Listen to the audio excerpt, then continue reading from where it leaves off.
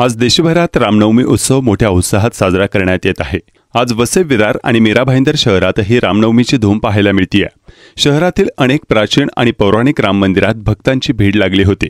आज प्रत्येक मंदिरात अनेक धार्मिक कार्यक्रम आयोजित करण्यात आले होते। नालासोपारा पूर्वेच्या संयुक्त नगर येथील श्री साई दत्त मंदिरात आज रामनवमीनिमित्त अनेक धार्मिक कार्यक्रम आयोजित करण्यात आले होते। धर्मवीर आनंद दिघे यांच्या हस्ते या मंदिराचं उद्घाटन झालं होतं। श्री साई दत्त मंदिरात मंगळवारपासूनच धार्मिक कार्यक्रमांचं आयोजन करण्यात आलं होतं। मंगळवारी सायंकाळी परिसरात साई पालखी काढण्यात आली होती।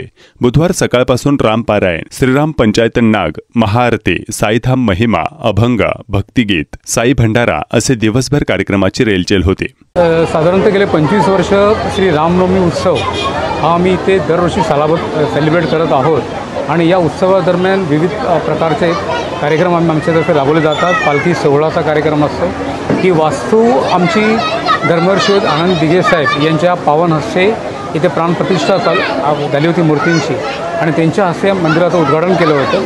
तेव्हापासून नित्य दरवर्षी सालाबादप्रमाणे इथे आदल्या दिवशी पालखी सोहळा, दुसऱ्या दिवशी सकाळी पूजा असते, श्रीरामाची पूजा असते, विविध प्रकारचे अभिषेक असतात, याग असतात आणि त्यानंतर इकडच्या जे स्थानिक लोक आहेत किंवा आमच्या आजूबाजूच्या जे पब्लिक आहे त्यांच्यासाठी भंडाराचे आयोजन करण्यात येते।